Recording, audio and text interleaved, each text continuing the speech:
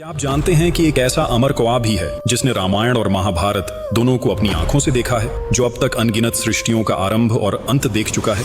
यह अद्भुत कहानी है काकभुशुंडी की। कहा जाता है कि काकभुशुंडी पहले एक ज्ञानी ब्राह्मण थे, लेकिन ज्ञान के साथ धीरे धीरे उनके भीतर अहंकार भी बढ़ने लगा। वे अन्य भक्तों को छोटा समझने लगे, अपने गुरु की बात अनसुनी कर देते और भगवान शिव तक का अनादर कर बैठते। उनके इस व्यवहार के कारण उन्हें श्राप मिला कि वे अनेक पुनर्जन्म भोगेंगे और कष्ट झेलेंगे। कई जन्मों तक दुख सहने के बाद जब उनका अहंकार टूट गया, तब उन्होंने भक्ति और तपस्या से अपने दोष धोने शुरू किए। पर उनकी असली कहानी तब शुरू हुई जब एक बार महान तपस्वी लोमश ऋषि के साथ ब्रह्मचर्चा के दौरान वे सगुण भक्ति पर अड़े रहे और निर्गुण ब्रह्म की बात स्वीकार न की। इससे लोमश क्रोधित हुए और उन्होंने उन्हें कौए का रूप धारण करने का श्राप दे दिया। लेकिन यही श्राप आगे चलकर वरदान की तरह सिद्ध हुआ, क्योंकि कौए का रूप ग्रहण कर वे बिना भय के, बिना किसी बंधन के पूरी पृथ्वी पर विचरण कर सकते थे। इसी रूप में उन्होंने भगवान राम के प्रति अप्रतिम प्रेम विकसित किया। कहते हैं कि हर त्रेता युग में वे अयोध्या जाते और बाल राम को खेलते हुए देखते। एक बार जब वे करीब उड़ रहे थे तो बालक राम ने उन्हें पकड़ने की कोशिश की, लेकिन काकभुशुंडी जैसे ही ऊपर उठे, राम का हाथ उनके पीछे केवल 2 उंगलियों की दूरी तक रहा,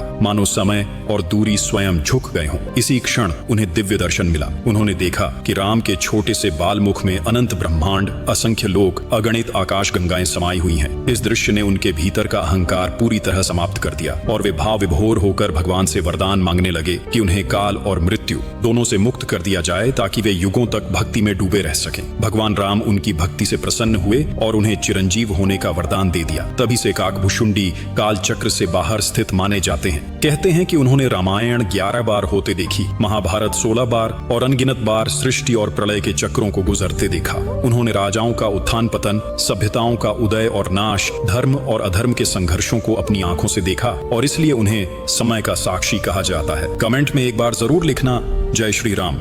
क्या आप